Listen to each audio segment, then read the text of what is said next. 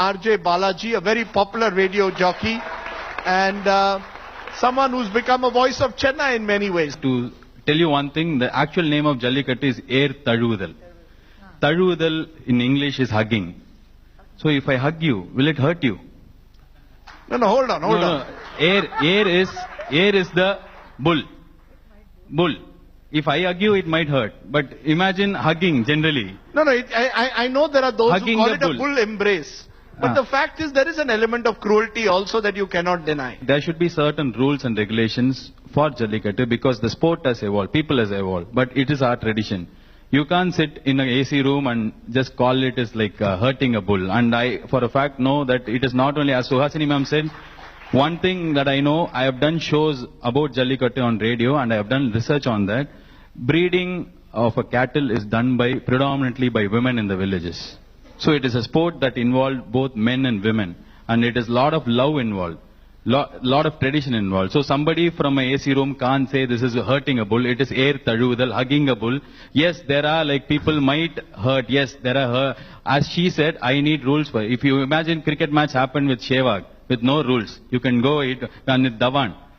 Go take the bat and hit anybody. What will happen? You will have rules. 6 balls per over. If a batsman behaves badly, he can be sent out. You can give red card, yellow card in a football match. So frame rules, don't ban a tradition. Don't ban a sport that has been there for hundreds of years.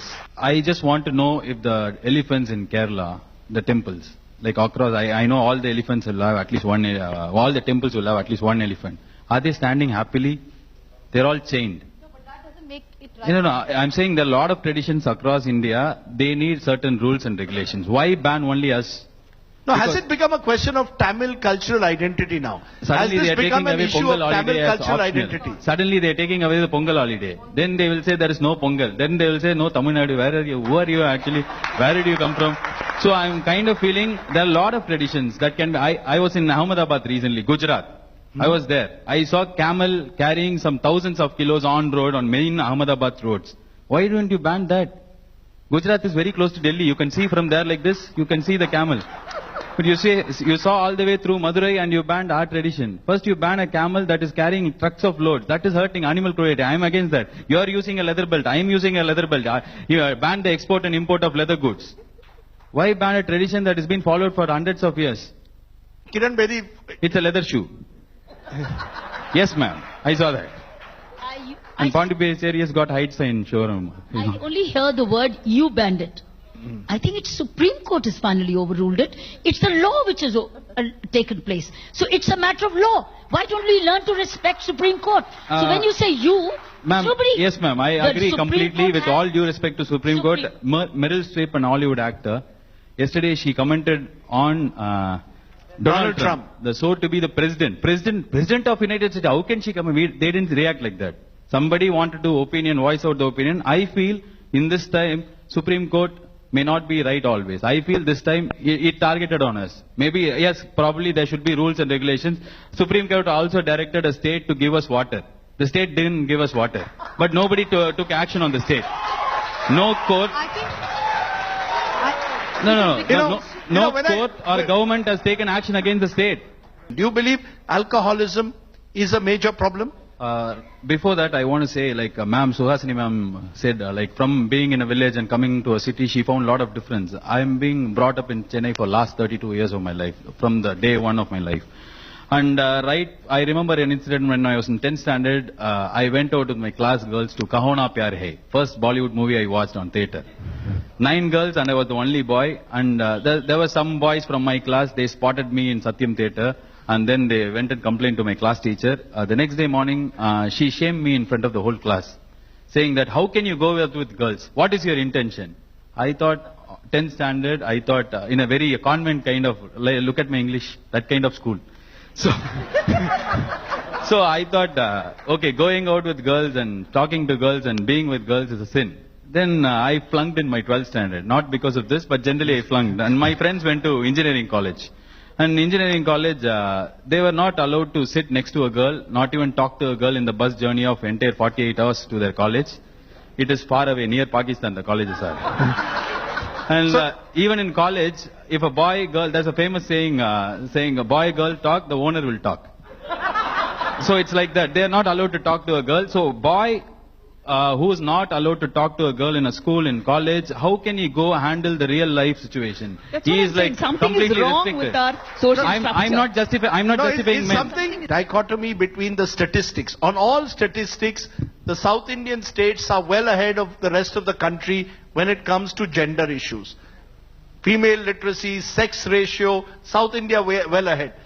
But is there still a deep social conservatism that prevents the South Indian woman from truly getting her place in society? I just want you to take away the south part, the Indian women, I will say. Why? I mean, when I say South India, I'm looking in terms of statistics. You look at Kerala's female literacy figures. Look at the sex ratio across the southern states. Much better than any other part of the country. I'm saying we are all part of the same country. Maybe we are first rank holders. Other states are in 7th rank or 8th rank. I'm saying, but still we are in the same class. Women are across India going through the same issues. Being a man, I in this place feel like a woman in a bus, city bus. Cornered. I'm just like watching all women. Same way, every day I see a woman travel. Like my grandfather used to cook at home. My friends, when they come to my house, they'll say, oh, what, your mother is not cooking, your grandfather, it's a shock for them. Across India, if a man cooks or man does household work, it is the same. I'm saying women across India, they face the same problem. Be it a Nayanthara here or Deepika Padukone back in Bollywood, they all get lesser salary than a Salman Khan or a Rajinikanth. So it is not South versus North.